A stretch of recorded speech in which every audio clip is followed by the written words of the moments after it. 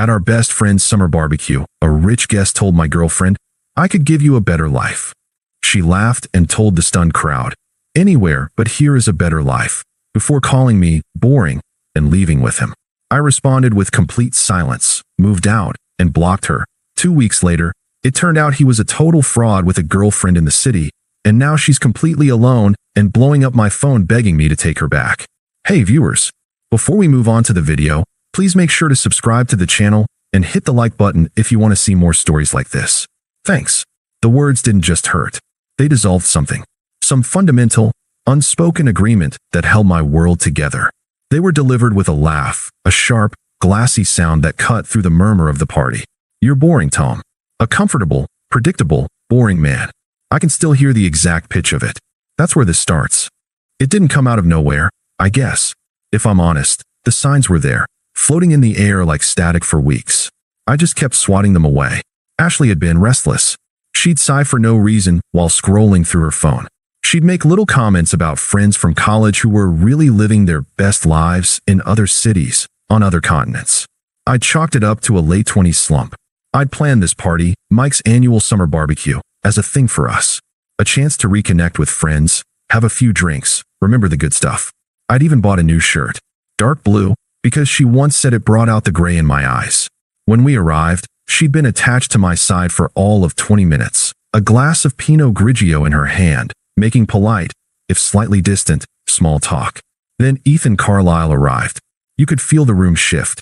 Ethan had that kind of energy. He didn't enter a room, he occupied it.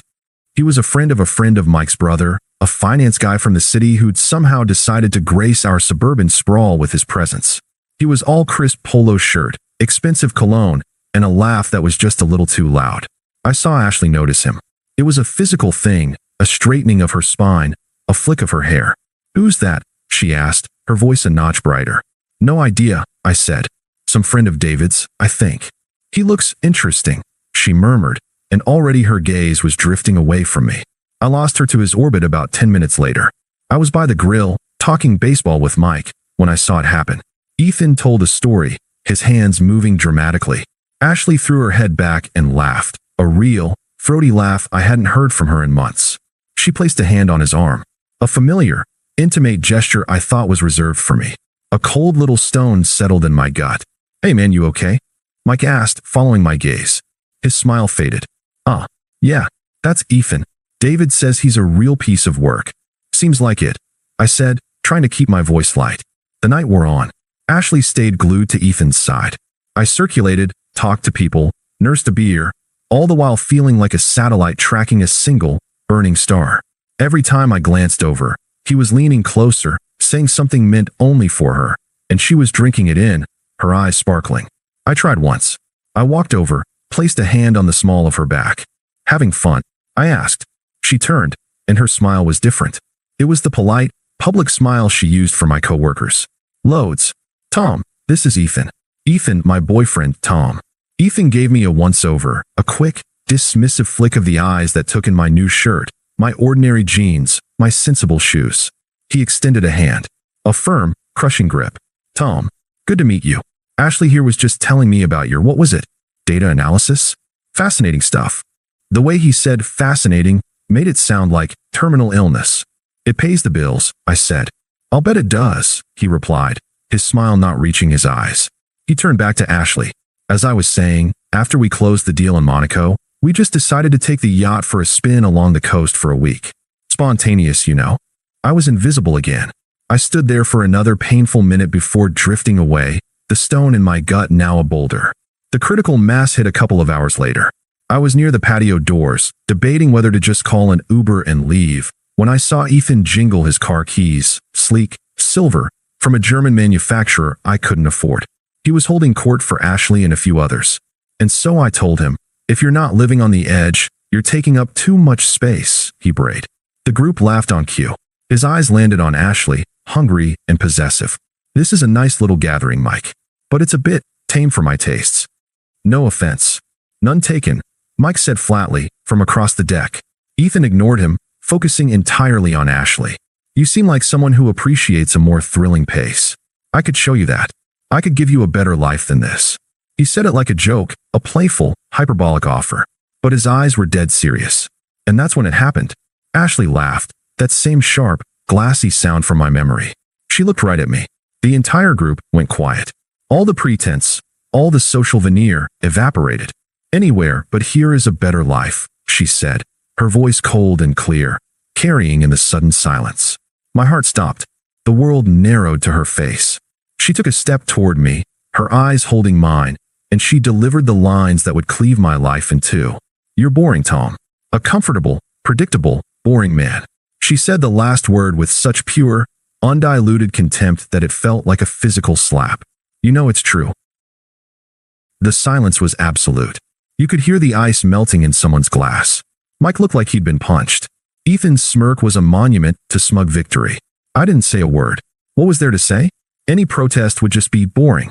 I just stood there, my face numb, my ears ringing, the new shirt I'd bought for her feeling like a stupid costume. She didn't wait for a response. She turned her back on me, on us, on everything. She looped her arm through Ethan's. Let's get out of this dump, she said, and she didn't look back. I watched them walk away, through the stunned crowd, out the gate, and into the night. The party remained frozen, a gallery of pitying and shocked faces staring at the exhibit. Me, the boring boyfriend, publicly deemed and discarded. I stood there for a full minute, just breathing, the weight of every eye upon me. Then, with a calm I did not feel, I set my half-finished beer down on the railing. I didn't look at anyone. I just walked through the silent house, out the front door, and into the quiet of my car. The hum of the engine was the only sound in a world that had just been utterly, irrevocably dismantled. The drive home was a study in silence. Not a peaceful silence, but a thick, smothering void where sound used to be. I didn't turn on the radio. I didn't scream or pound the steering wheel. I just drove. The streetlights strobed across the dashboard, each flash illuminating the empty passenger seat. Boring, predictable, comfortable. The words weren't just in my head. They were the tires on the pavement, the hum of the engine. They were the new, awful truth of my life. I pulled into our driveway, and killed the engine. The house was dark. Our house. The one we'd picked out together, painted together, where we talked about maybe, one day, kids. It was just a dark shape now. A shell. I walked inside. The familiar creak of the third step, the smell of her vanilla candle still lingering in the air. It all felt like a museum exhibit of a life that had ended hours ago. I didn't turn on the lights. I stood in the living room, in the dark, and just breathed. The numbness was a mercy. It was a layer of ice over a chasm of something much worse, a raw, howling humiliation that threatened to pull me under. I could still feel the stares of everyone at the party, their pity of physical weight. But beneath that, colder and sharper, was the memory of her face. Not angry, not sad, dismissive, as if she were finally brushing off a piece of lint that had been annoying her for years. I didn't cry. I didn't break anything. The part of me that would have done those things, the part that cared enough to have a passionate, messy breakdown, felt like it had been surgically removed. I was hollow. I went to our bedroom. The bedroom. Her side of the closet was open, a riot of color and texture next to my orderly rows of blues and grays. Boring. I took a pillow and a blanket from the hall closet, the ones we never used, and walked into the guest room. I closed the door. I didn't slam it.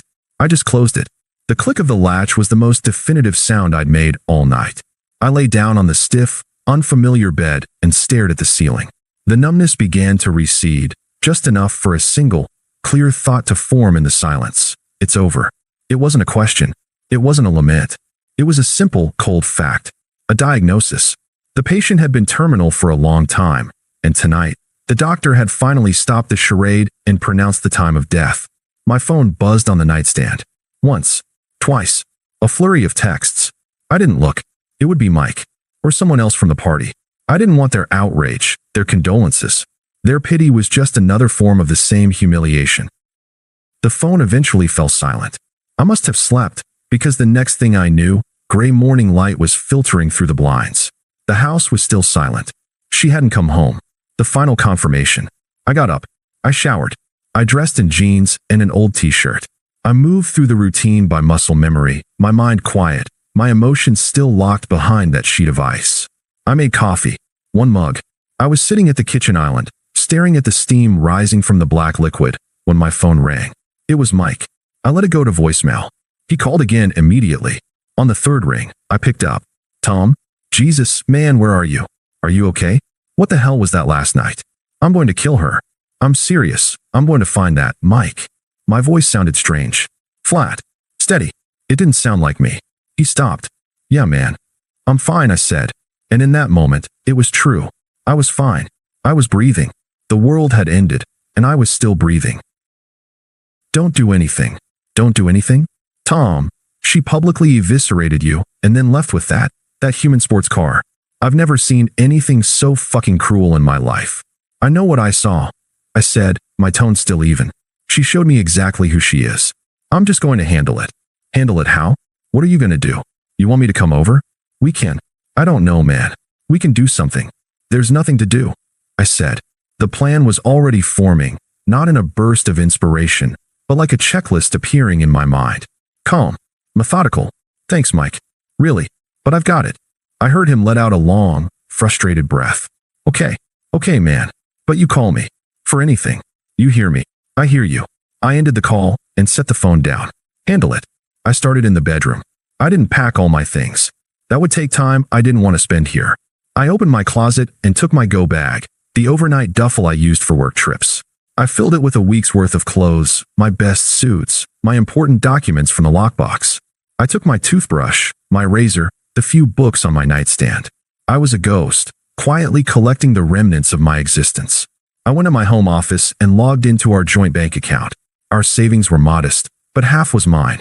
I initiated a transfer to my personal account, the one she'd never been on. I logged into the billing websites for the utilities, the mortgage, the credit cards we shared. I changed the passwords and removed my auto-pay information. I didn't cancel anything. I just stepped off the train. Where it went after that was not my problem. Each click of the mouse, each item placed in the bag, was another layer of insulation, another degree of separation. The ice was thickening, and with it came a strange, quiet power. The power of no reaction. The power of silence. It took less than 2 hours. My car was packed with the essentials of my life. I stood once more in the kitchen. I took my key off my keyring. I laid it on the cold granite of the island. A simple, final gesture. I didn't write a note. What could I say? Sorry I'm so boring? No. My absence would be the only message.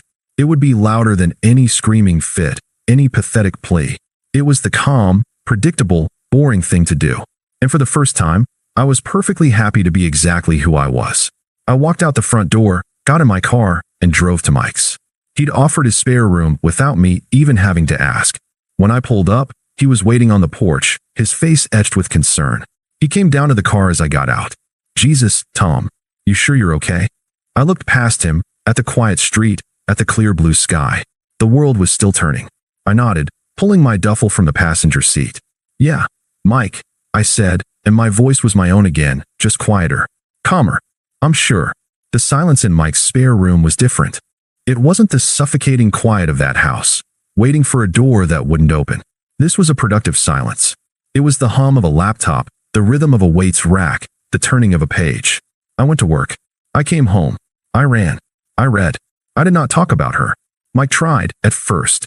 He'd come home with a six-pack and a look of grim determination, ready to dissect the betrayal over beers. I'd take one beer, listen to him vent for a few minutes, and then steer the conversation to the baseball game on TV or a project at work. After a week, he stopped trying. He just started treating me like me again, and the relief on his face was palpable. The first crack in the dam of silence came about 10 days after the party. Mike burst through the front door, his face alight with the fervent glee of a messenger bearing spectacularly bad news for someone else. You are not going to believe this, he announced, dumping grocery bags on the counter. You are not going to believe it. I looked up from my book. Believe what? So Sarah texted me. You know Sarah, from the party? She's friends with Lisa, who was talking to David, whose brother knows Ethan. He was practically vibrating. The story is everywhere. It's a total shit show. I closed my book, marking my page. I said nothing. I just waited. So, Mr. Monaco Yacht. Mike continued, leaning forward on the counter. Turns out he's not some finance titan. He's a consultant, which is apparently code for between actual jobs. The car? Leased. The stories? Mostly bullshit. But get this, the guy has a girlfriend. A serious one. Back in the city. He paused for effect. I took a sip of water. So, this girlfriend, Mike went on, his words tumbling out. She got suspicious. Checked his phone logs. Found a million texts to a number she didn't recognize. Ashley's number. She drove out here 2 days ago. Confronted him at the golf club where he was trying to schmooze potential clients. Made a huge, screaming scene. Apparently, she called him a pathological lying leech in front of everyone. Then she dumped his ass on the 18th green and took his leased car back to the city. He's literally stranded here. He stared at me, waiting for my reaction. A laugh, a cheer, something. I nodded slowly. So he's a fraud. A fraud. A loser. And that's not even the best part. Mike was almost breathless. Ashley. Oh man. So she'd been staying with him at his short-term rental. When the girlfriend exposed everything, Ethan just shut down. Told Ashley it was a fun distraction, but he wasn't looking for anything complicated. He basically threw her out. She had to call an Uber. And the friend group, everyone knows, Tom. Everyone saw what she did to you, and now they see her getting publicly dumped by a con man. She's a pariah, man. No one is returning her texts. She's completely alone. He finally stopped, chest heaving, a triumphant grin on his face. He had brought me this offering of schadenfreude, expecting me to feast on it with him. I set my glass down. I looked out the window at the setting sun. I felt nothing. No thrill of victory. No pang of sympathy. Just a distant, clinical acknowledgement of cause and effect. I looked back at Mike. That sounds like a problem for her, I said, my voice even. Mike's grin faltered, replaced by a look of confused admiration. That's it. A problem for her. Dude, this is biblical-level karma. Its consequences, I corrected him softly. She made a choice. These are the consequences. It has nothing to do with me. I picked my book back up. The conversation was over. Mike stood there for a second, shook his head in disbelief, and started putting the groceries away. The message was received. The text started that night. It began with a single, tentative buzz. Then another. I left my phone face down on the nightstand. I knew it was her. The area code was the same, but the number was new. She was probably using a friend's phone or an app. The first one came through at 11:03 p.m. Unknown number, Tom. I know you're getting these. Please, we need to talk. I didn't respond. The ice held. The next morning, there was a barrage. The tone had shifted from pleading to defensive, laced with the familiar poison of blame. Unknown number. I was so drunk. You know how I get. You should have stopped me. You should have taken me home. This is partly your fault for just standing there. Unknown number. He was just so loud and everything was so boring. You know how those parties are. You didn't even try to make it fun. Unknown number. Are you really this petty? You're just going to ignore me? After 5 years? I deleted them. I blocked the number. It was like swatting a fly. An hour later, a new number appeared. This one was soaked in nostalgia, a calculated weapon she thought could melt the ice. Unknown number 2. Remember when we went to that little cabin in the mountains and it snowed and we stayed in bed for 2 days? We were so happy. We can get back to that. It was a mistake. A huge, stupid mistake. Unknown number 2. I think I was just scared. Scared of how much I love you and how safe it felt. I sabotaged it. I'm so sorry. I blocked that one too. The safe felt like another dig. Boring. The third number came in the afternoon. The desperation was raw now, stripped of all pretense. Unknown number 3. He's gone. He used me and he's gone. Everyone is gone. No one will talk to me. Unknown number 3. I have nowhere to go. Please. I need you. You're my person. I'm so alone. I was at the gym when that one came through. I read it between sets, my heart rate steady. I didn't feel like her person. I felt like a life raft she was screaming for after she'd personally set her own ship on fire. I kept lifting. I finished my workout. I blocked the number. The final message came as I was walking out of the gym, the evening air cool on my skin. The tone had curdled. The mask was fully off. Unknown number 4. You're really just going to ghost me? After everything I did for you? I made you interesting. I gave you a life. You were nothing before me. You're a pathetic, weak little man. Answer me. I almost smiled. There she was. The real Ashley. The one who'd looked at me with such cold contempt at the party. The anger was her final, futile attempt to provoke a reaction, to prove she still had any power over my emotions. She was trying to pick a fight with a ghost. I slipped the phone into my pocket and started the walk to my car. I heard the frantic clicking of heels on pavement behind me. Tom, please. I turned. She was standing there, under the harsh fluorescent light of the parking lot. She looked small. Her eyes were red raw and puffy. Her hair was pulled back in a messy ponytail. She was wearing sweatpants and a jacket I recognized as mine. She looked nothing like the glittering, cruel woman from the party. "Tom, please," she cried, her voice breaking. "Just talk to me. I'm sorry. It was the biggest mistake of my life. He's gone. Everyone's gone." I didn't move. I didn't speak. I just looked at her, waiting for her to finish. My silence seemed to unnerve her more than any yelling could have. "We can fix this," she pleaded, taking a step closer. Her hands were trembling. "We can go to counseling. We can move. We can go back to how we were." That was it. The key that unlocked my calm, final response. There was no how we were. There was only the truth she had built. "There is no we, Ashley," I said. My voice was quiet but absolute. It didn't waver. It didn't rise. It was a simple statement of fact. She flinched as if I'd shouted. "You don't mean that. You love me. The man you called boring died at that party," I said, my gaze steady on hers. I felt no anger, no hatred, just a vast, immeasurable distance between us. "You killed him, and I like the man I am now much, much better." Tears streamed down her face, but they had no power here. "Tom, do not contact me again," I said, cutting her off. It wasn't a threat. It was a boundary, delivered with the calm finality of a judge issuing a sentence. I turned my back on her. I heard a choked sob behind me, but I didn't stop. I didn't look back. I got into my car, started the engine, and pulled out of the parking lot. In my rearview mirror, I saw her standing alone under the light, shrinking into the distance. At the next red light, I took out my phone. I found the last unknown number. I pressed block this caller. Then I drove home, into the quiet, peaceful life I was building for myself. A life where she was already irrelevant. Thanks for watching. Make sure to subscribe to the channel and hit the like button. What do you think about this story? Share it in the comments.